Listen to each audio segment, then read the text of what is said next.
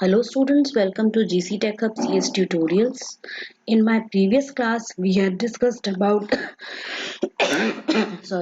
we had discussed about the subtotals function, and we saw how to apply subtotals on the table. And in this particular, we also saw how we can filter the records and display the subtotal values only for those visible records. In today's class, we are going to use a subtotal option from the data menu. So the very first thing we need to do is select the table, and we go to data, and we are going to click on the subtotal option.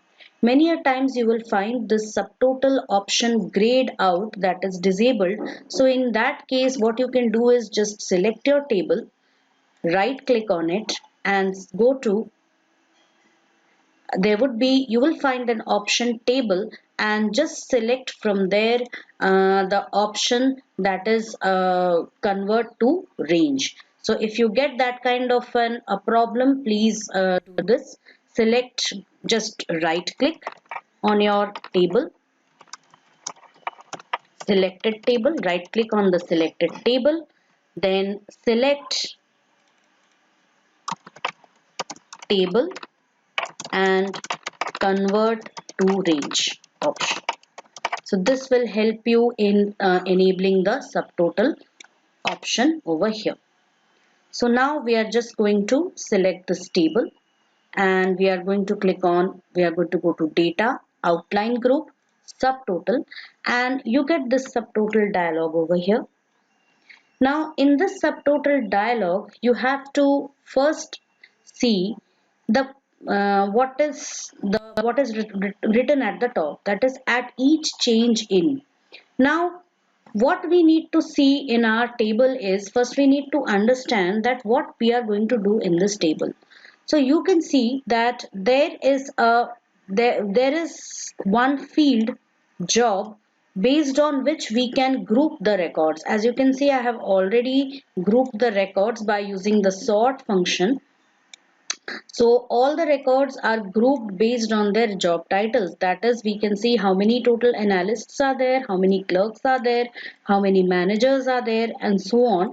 And depending on that, we can calculate the sum total of salaries for all the analysts, the average commission for the analysts, and any other such thing which we need to do. So for this purpose, what we want to do is just display the sum total of the salaries for all the analysts. So suppose my first question here is display the total sum of salaries. So sorry, total sum of money paid as salary to all the analysts. So we are going to display the total sum of money which is paid to all the analysts. So for this purpose, we are going to select the table, and we'll go to data, subtotal function, click on subtotal, and over here we need to first group the table.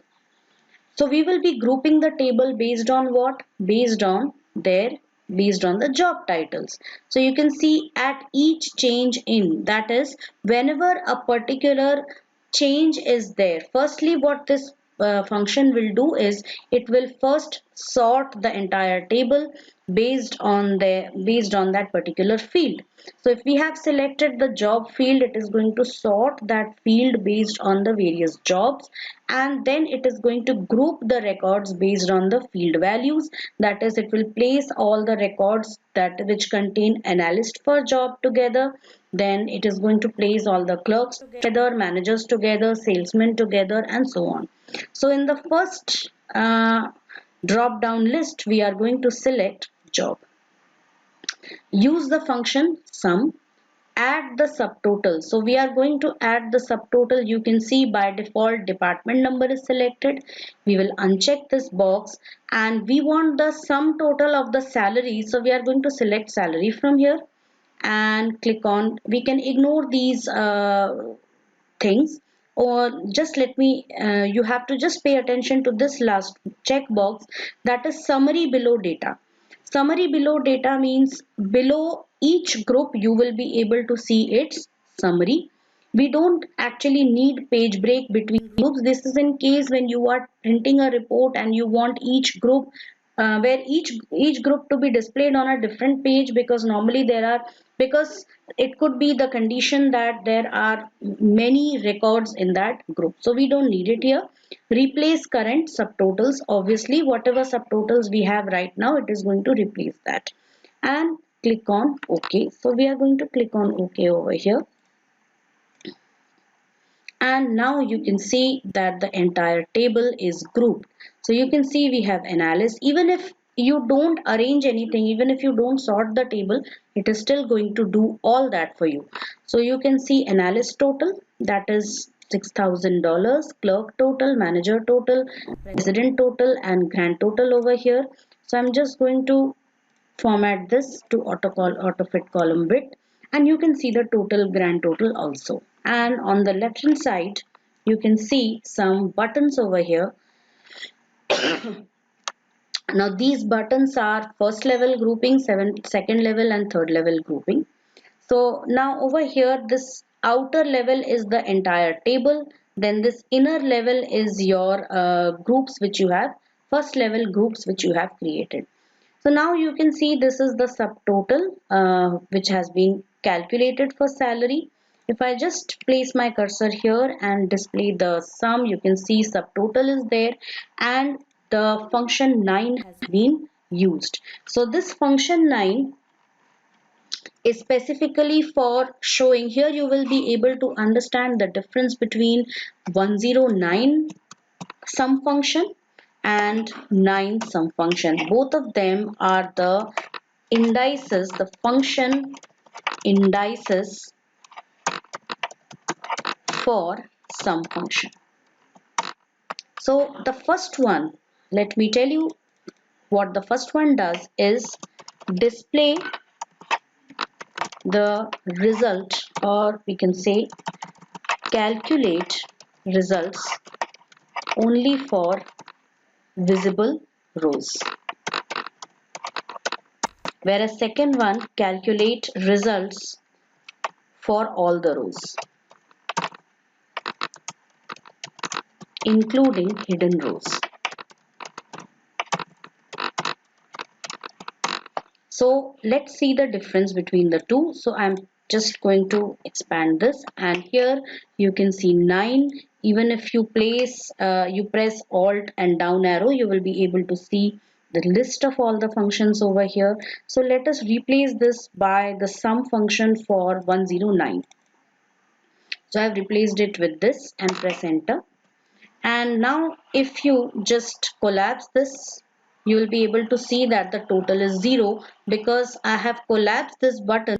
I have hidden the two analyst records, and because those two records were hidden, hence 109, because it calculates the results only for those rows which are visible.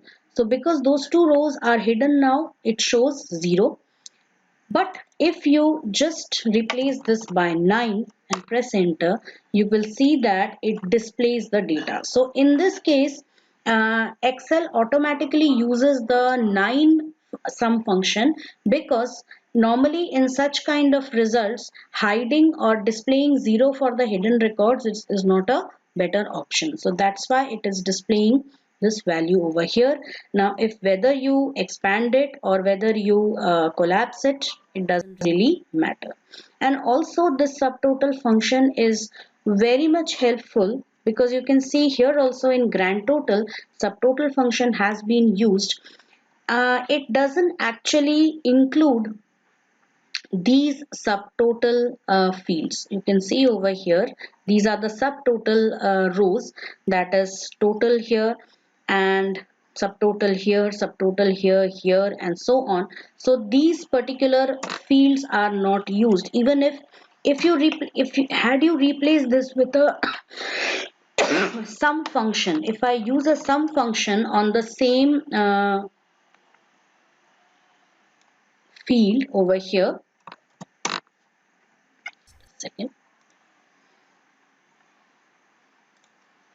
suppose I use a sum function over here and just, so you will be able to see that the amount is very large, that is 52,650.